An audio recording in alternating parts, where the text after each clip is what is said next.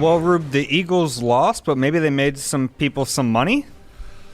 Yeah, I guess that's one way to look at it. They did cover. Yeah. Yeah. Wow. Exciting. Yeah, this is the Eagle Eye Podcast presented by Nissan with Ruben Frank. I'm Dave Zangaro. 28-22 final score.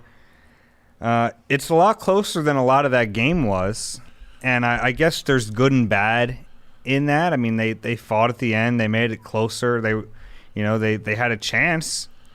Yeah. At the end of that game, but for 3 quarters, it was pretty bad. Yeah, and I can't get too excited about them making it close. I mean, it was a 28-7 game, and that's what it was. Yeah, I guess it's good that they keep fighting, they keep battling. Go team, but I mean, moral victories and all that. I don't believe in them, and I think what's frustrating is that if Nick Sirianni had given them a chance earlier in the game, maybe it wouldn't have come down to that. Yeah, and we're going to get into his play calling, Jalen Hurts, how we evaluate Hurts with the play calling. It's kind of a tricky thing. We'll talk about the defense. They gave up 28 points, but not their biggest problem today. We'll take a look ahead. This is like a long little break for the Eagles. It's almost like a mini bye week.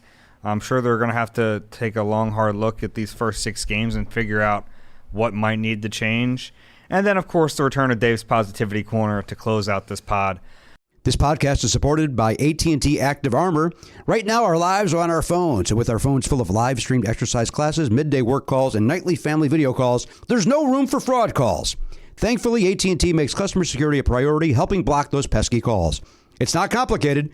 AT&T Active Armor, 24/7 proactive network security and fraud call blocking to help stop threats at no extra charge. Compatible device service required. Visit AT&T.com/activearmor for details.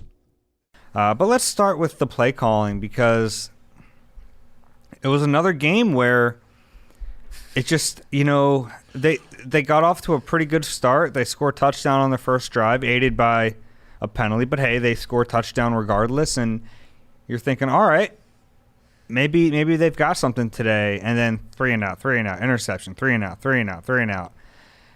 It was brutal. The play calling was brutal. The execution was brutal. It was just really bad offense. Yeah, it was hard to watch, and they have too much talent. There's talent on this offense. There's guys who can play. They're just not getting a chance, and I think it's partly Hurts he's just missing guys. He's just not playing well. He was 12 for 26, something like that, and 12 for 26, 115 yards. I mean, it's just he had 3 completions over 6 yards today. Yeah, he played poorly, which we're going to get into his play. But if your quarterback is struggling, maybe the whole offense shouldn't be him. I mean, I understand that Nick Sirianni tried to build this offense around Jalen Hurts' strengths, but that doesn't mean the whole offense has to be Jalen Hurts, because that's what it is right now. And it's kind of indicative. Like, the offense we've seen goes with him, and that's the truth for a lot of teams to some level. But this is like, it's all sink or swim with Jalen Hurts. And right now, he's not playing well enough for that to be the case. And it's too much. And it was our producer, Mike Mulhern. He's our pregame, postgame, Eagles pregame, postgame producer, and really astute football mind, I would say. Who mentioned to me this morning when I came in the office, or this afternoon before the game, that he had worked out the percentages, and that Jalen Hurts was either running or throwing on 77% of the Eagles snaps, and it was the highest figure. Lamar Jackson isn't even that high. He's at like 70%. He's Lamar Jackson. He's also an MVP, and not making his 9th start. Yes.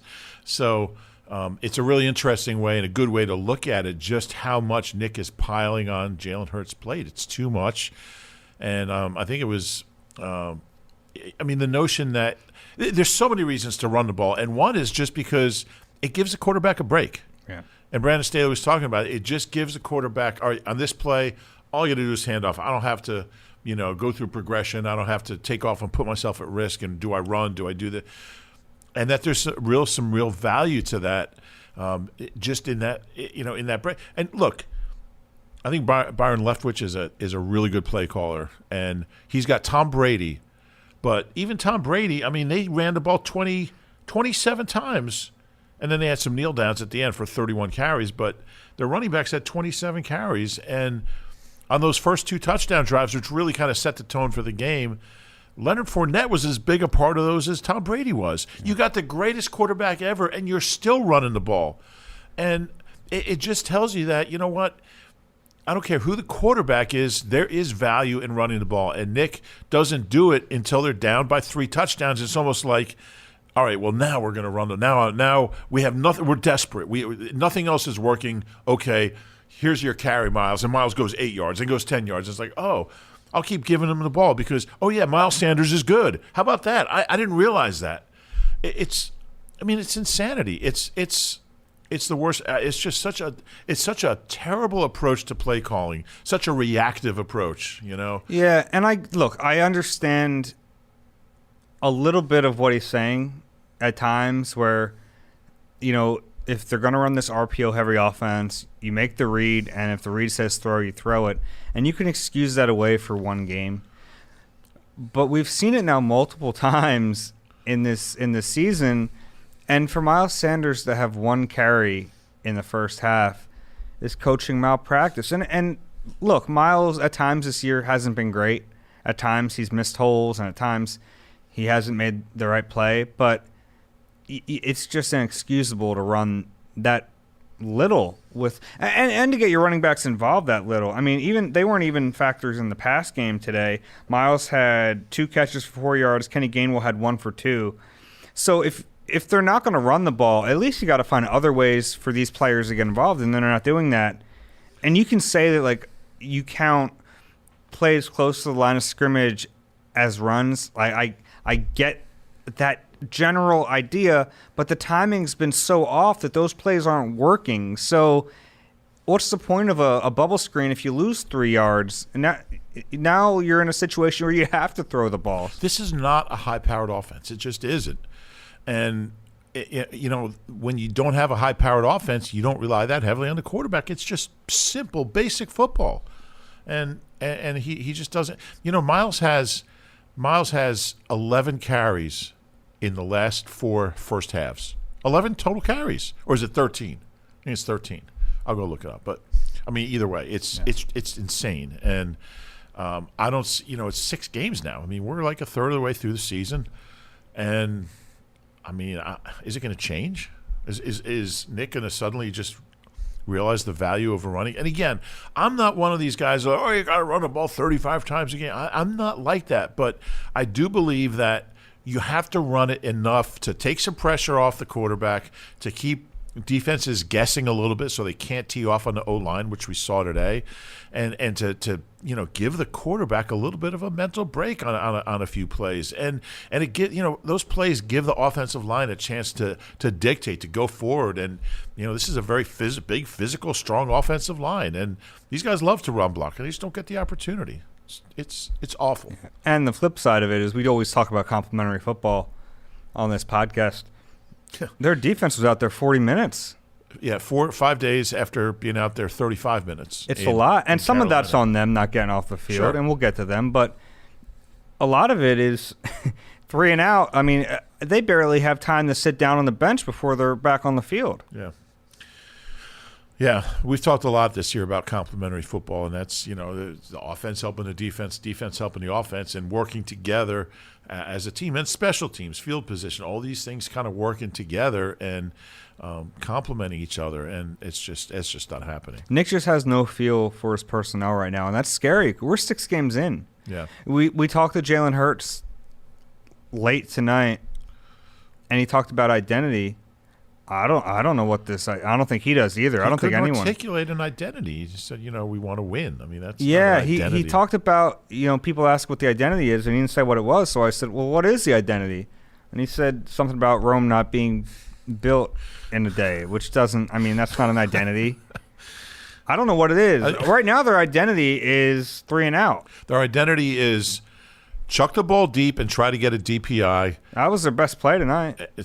And let Jalen run around at the end of the game. The one thing I did find interesting, Sirianni brought it up was that he would like to see a higher percentage of their offense be scripted. And basically that means Jalen stay in the pocket, which is true. But if Jalen has happy feet, some of that probably is because he's dropping back on 75%, 80%, 90% of the plays. Yeah, I realized I started too low there.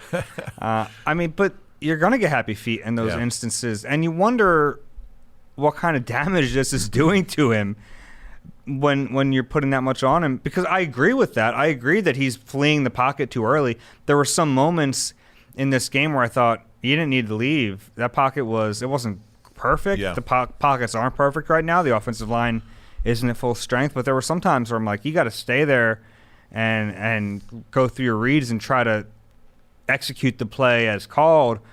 But I also think he's not getting a lot of help.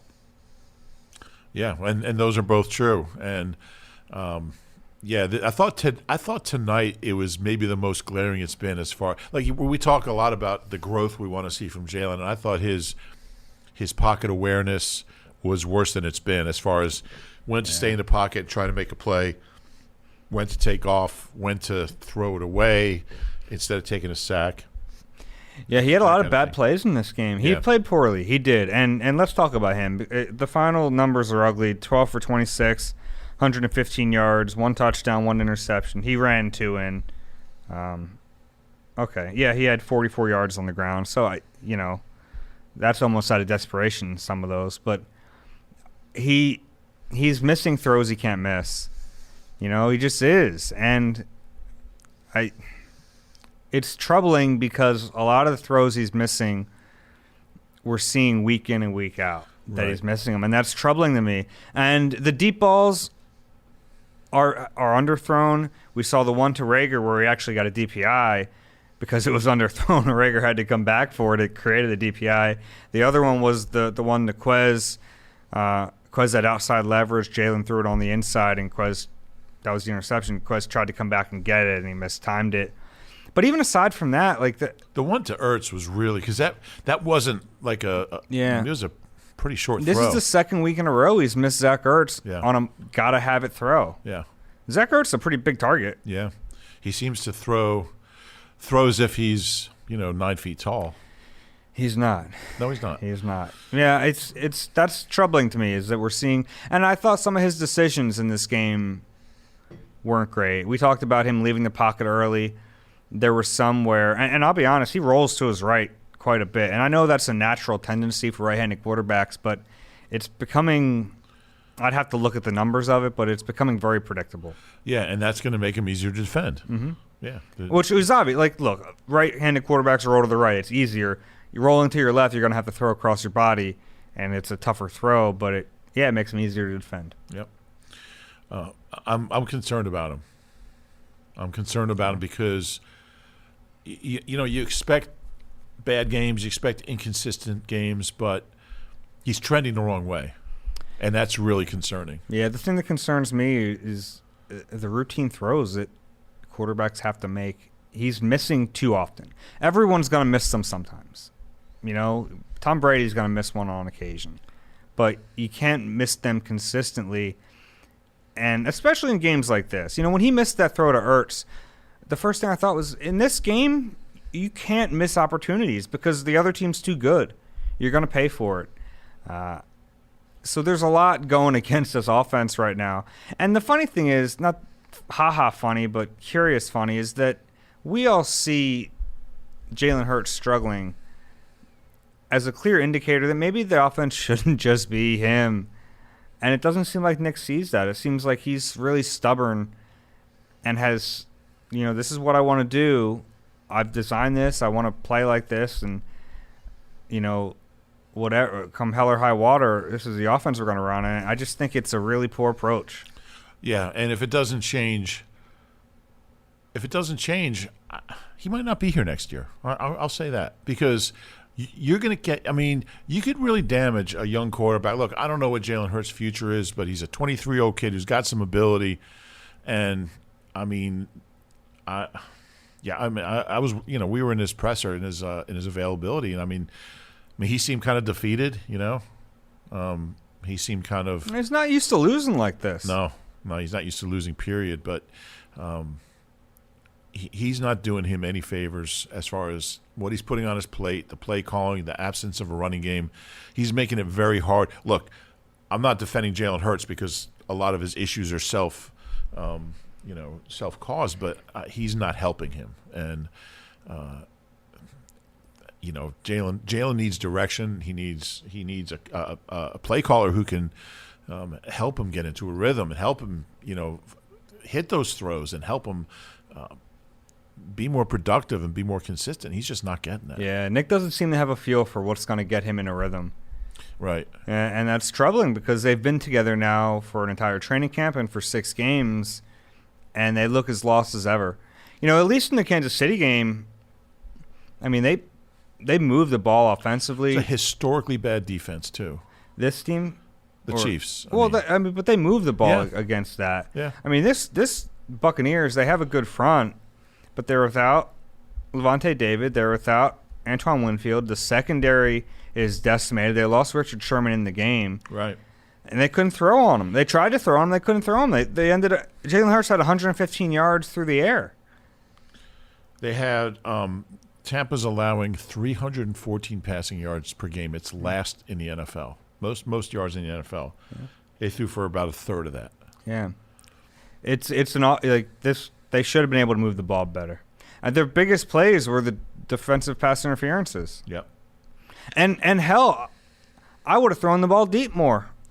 It's your only play. If you're, it's not ideal. It's not ideal to say maybe we'll get a DPI on this, but at a certain point, I would have tried it more. Yep. Hey, score big with the AAA Eagles MVP membership, along with the superb roadside assistance and discounts you've come to expect from AAA. Get exclusive Eagles-related perks. For all the details, visit AAA.com/Eagles. Rube, the defense gives up 28 points, but we both walked out of there thinking, it wasn't bad. Yeah, and I thought, the Bucs came out and scored 2 quick touchdowns. Well, not quick. I mean, they were long drives, 75 yards each, but 2 first quarter touchdowns. 9 minutes into the game, they were up 14-0, or no, it was 14-7. But after that, and it seemed like they just kind of needed to settle down. Tom Brady does this to people. He can, just knowing you're defending, you're playing against Tom Brady can be intimidating, and you never know how people are going to react to it. I don't know if it was that or they just were surprised by some of the things they were doing. They ran the ball effectively early with Fournette. But after that, I thought, for the last 3 quarters, what did they give up? 14 points in the last 3 quarters? Mm-hmm. Yeah.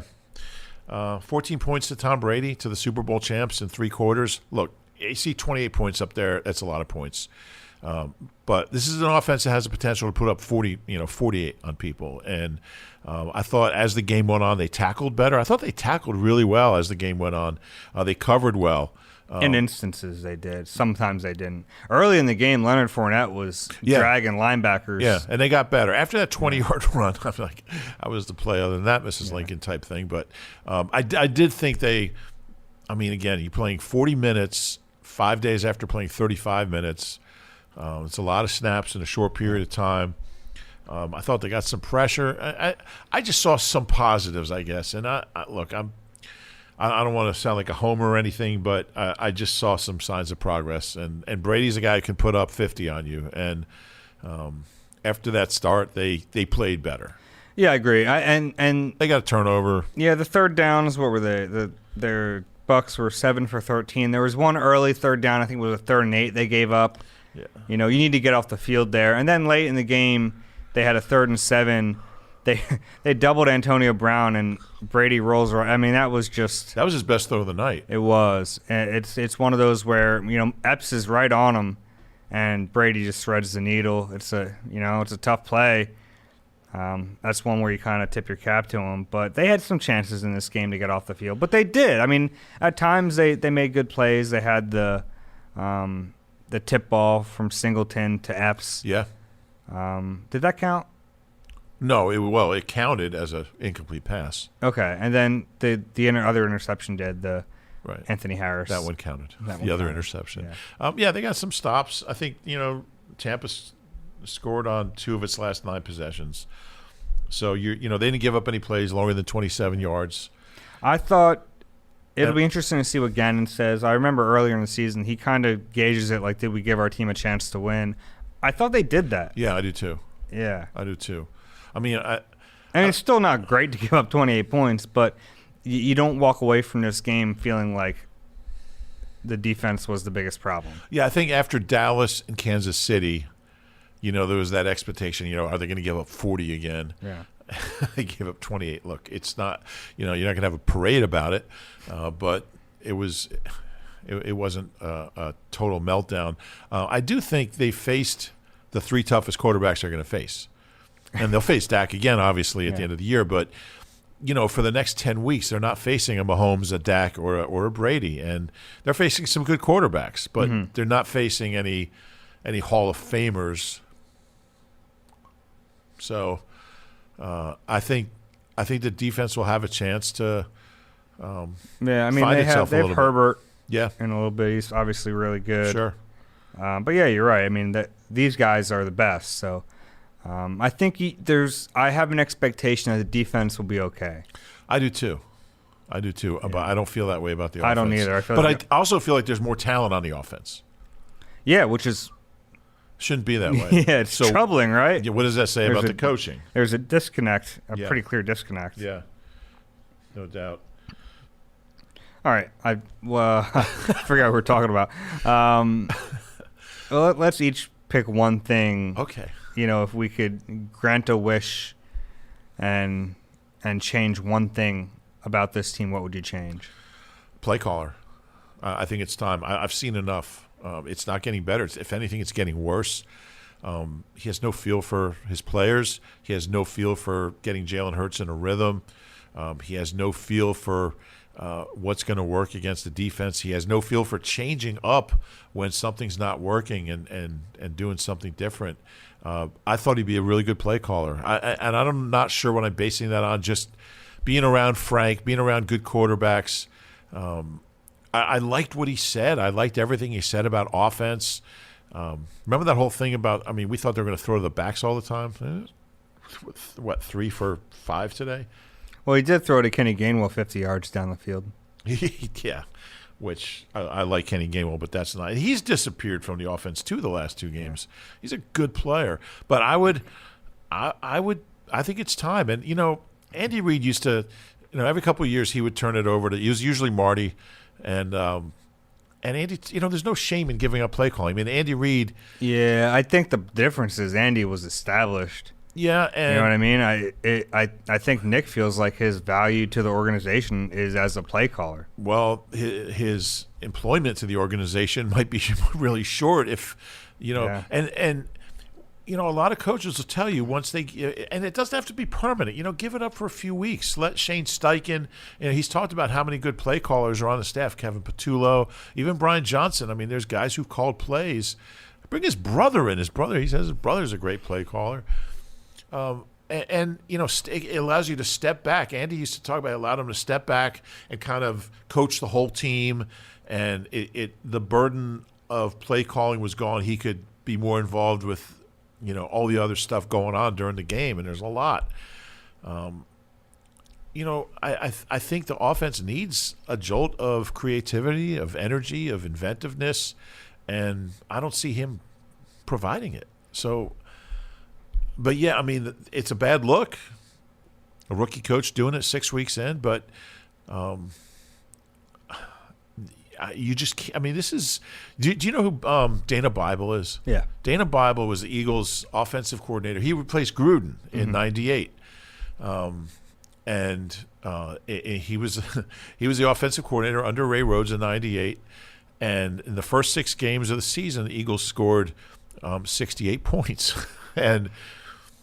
And Ray demoted him, but he didn't fire him. He never changed his title, but he let Bill Musgrave start calling the plays. And things got worse, actually. It was like the worst team ever assembled. Although Trey Thomas was a rookie left tackle who got honored today, and we applaud him and John Runyon. But I always thought Dana Bible was the worst play caller I'd ever seen. And I'm sitting there today in the first half thinking, you know what? This guy might be worse than Dana Bible. So I'm ready to make that change. I don't think it's going to happen, Yeah, I don't but either. I think it would certainly help.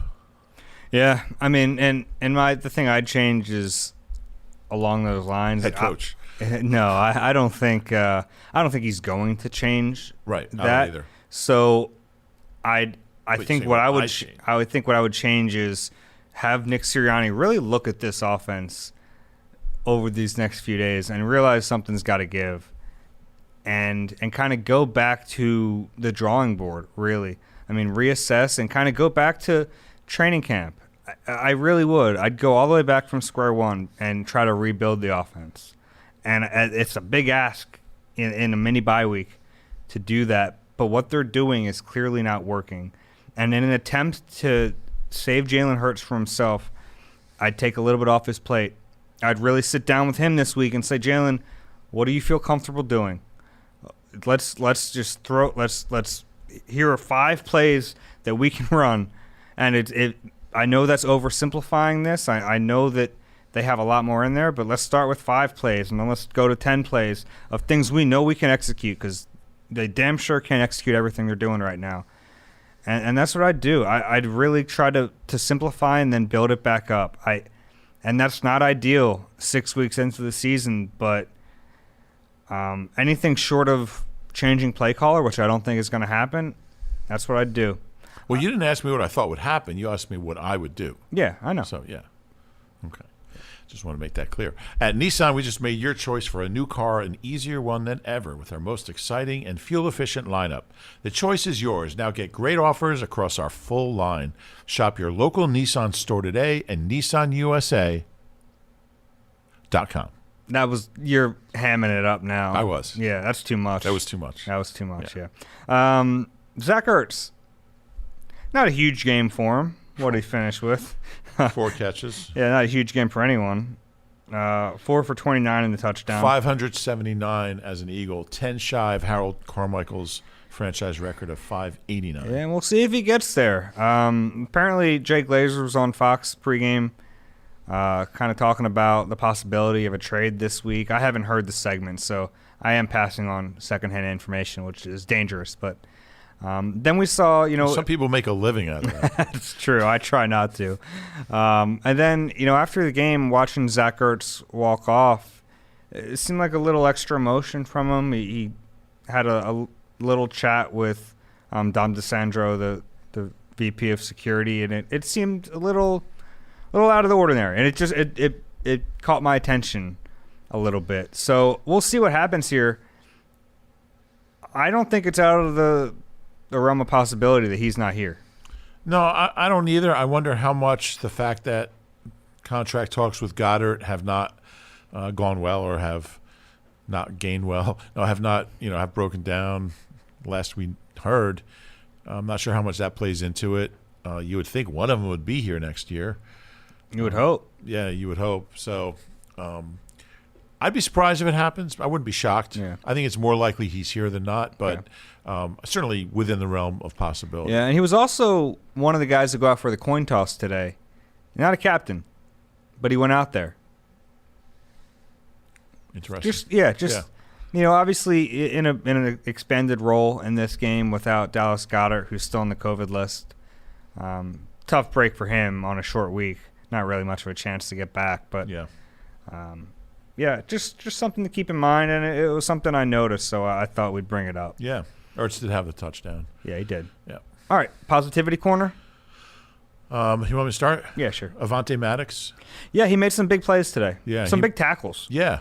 He's always been a good tackler in the slot, and I think I'm probably guilty of this too. I think we all kind of, forgot how good he was in the slot just when he was playing outside last year. We kind of Avante Maddox, but he really is good at that. And he's a sneaky candidate for an extension.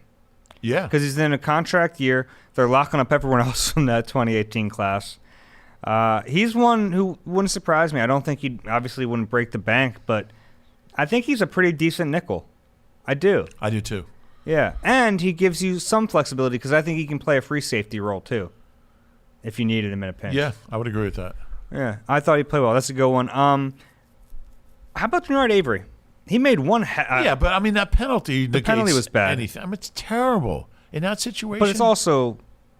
I know that. Did you see what he did? He yelled at Fournette. He clearly said something that caught Fournette's attention because Fournette looked at the ref right away. But I hate the NFL equally as much in that scenario. No, I mean, yeah, but you got to know. Especially with this team, refs are looking for them to. But the NFL's stupid. I agree. Like taunting. I know. I And then totally agree. there's going to be a taunting call with 5 minutes left in a one-score game. But you can't do it. You can't do it. But I did want to point out his one tackle was very good. He might be their best linebacker right now.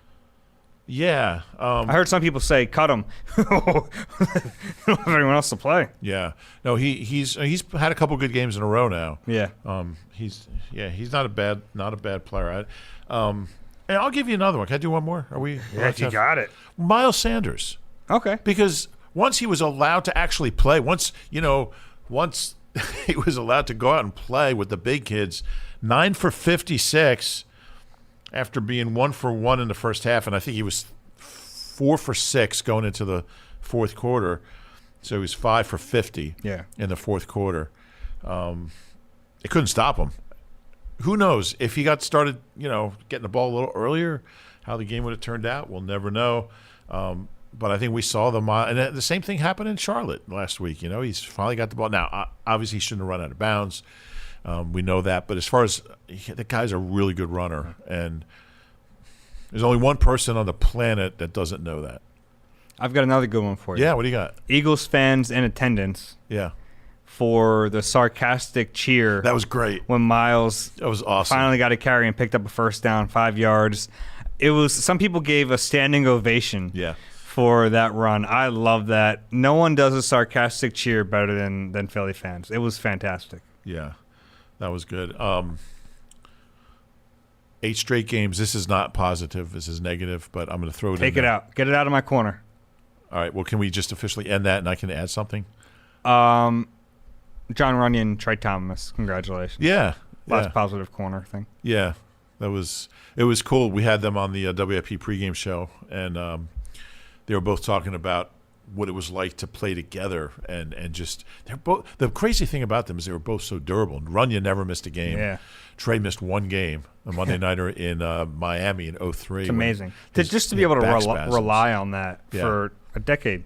And Ike was just talking about how their mentality just had a ripple effect. Their toughness, their durability, their willingness to do anything, anytime for the team really set the tone for those great Eagles teams from 2000 to 2008 was their last year here. Trey finished up with Jacksonville. I think Runyon played a few games with the Chargers, but yeah, they were. It was really deserving. It was great to see them going together. Yeah, very fitting. Yeah. So I can't believe Hugh Douglas stopped by the pregame show. He was just wandering around the plaza. We brought him in. He's down in the Eagles Hall of Fame. Yeah, he should be. He should be. Yeah. So I just want to throw that out there. All right, we're out of the positive corner. What do you got? Derek Barnett, 8 straight games without a sack. Okay. That's all. Half a season. Yeah. Well, 8/17 of a season. 46.5% of a season. Yeah, I thought he played well last week. Yeah, he did. Didn't notice him tonight. No, didn't notice him at all. No penalties. We could throw that in the positivity corner. No penalties for Barnett. Let's end on. They actually only had 2 penalties till the Avery taunting. Yeah. So I'm thinking, you're finally playing a disciplined game here. Then there goes that taunting, 15 yards. That was, that's at a big moment. It was a big moment. It was a bad penalty to take for sure. So. Even though the rule's stupid. I agree. All right. If you enjoy the podcast, please rate and subscribe wherever you get your pods. If you're watching on YouTube, please click the like button and subscribe there as well. That's it. Hope everyone enjoys a stress-free weekend of watching football. You don't have to worry about watching Nick Sirianni call 35 straight passing plays. That's it for Rube. I'm Dave. We'll talk to you soon.